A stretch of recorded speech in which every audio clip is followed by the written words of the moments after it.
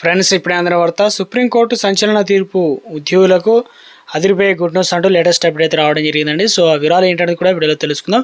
వీడియోని చివరి చూడండి, అర్థమవుతుంది. మరోసారి ఛానల్ వస్తే తప్పకుండా సబ్స్క్రైబ్ చేసుకోండి. చూస్తున్నారు కానీ లైక్ చేయడం మర్చిపోతున్నారన్నమాట. వెంటనే లైక్ చేయండి. వీళ్ళకైతే వెళ్ళిపోదామండి. రైల్వే ఉద్యోగులు కేంద్ర ప్రభుత్వం ఉద్యోగులకు సమానమని సుప్రీంకోర్టు గురువారం స్పష్టం చేసిందనమాట. సేవా సంబంధిత అంశాలపైన సెంట్రల్ అడ్మినిస్ట్రేటివ్ ట్రిబ్యునల్ను ఆశ్రయించే హక్కు వారికి ఉందని చెప్పేసి తెలియడం జరిగింది. రైల్వే సిబ్బందికి ప్రత్యేక సర్వీస్ రూల్స్, సేవా నిబంధనలు ఉన్నంత మాత్రాన కేంద్ర ప్రభుత్వ ఉద్యోగులు కాకుండా పోరని తేల్చెప్పింది. అదేవిధంగా జస్టిస్ దీపంకర్ దత్, జస్టిస్ సతీష్ చంద్ర శర్మలతో కూడినటువంటి సుప్రీంకోర్టు ధర్మాసనం ఈ మేరకు కీలక ఉత్తర్వులు అయితే ఇవ్వడం జరిగిందనమాట. గతంలో కేరళ హైకోర్టు ఇచ్చినటువంటి ఒక తీర్పును కొట్టివేసింది. రైల్వే శాఖ అనేది కేంద్ర ప్రభుత్వంలో ఒక అంతర్భాగం అని చెప్పేసి దేశంలో అత్యధికంగా మందికి కూడా ఉపాధి కల్పిస్తున్న ప్రభుత్వ విభాగం అని సూచించడం జరిగిందనమాట.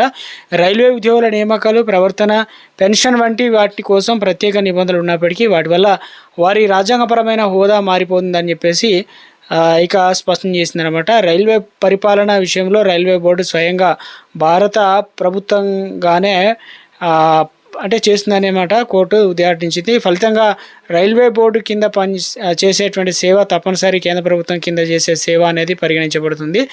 ఇక రాజ్యాంగంలోని ఆర్టికల్ 309, 311 ఉటగాయిస్తూ రక్షణ సేవలకు భిన్నంగా కేంద్రం రాష్ట్రాల కింద పౌర హోదా చేసే ఉద్యోగమే సివిల్ పోస్ట్ ధర్మాసనం తెలియజేసింది. ఇందులో భాగంగా యజమాని సేవకుడు సంబంధం కూడా ఉంటుంది. ఇక్కడ నియమించడం, సస్పెండ్ చేయడం, తొలగించడం, పనిని నియంత్రించడం, వేతనాలు చెల్లించడం వంటి హక్కులు ప్రభుత్వానికి ఉంటాయని చెప్పేసి తెలియడం జరిగింది.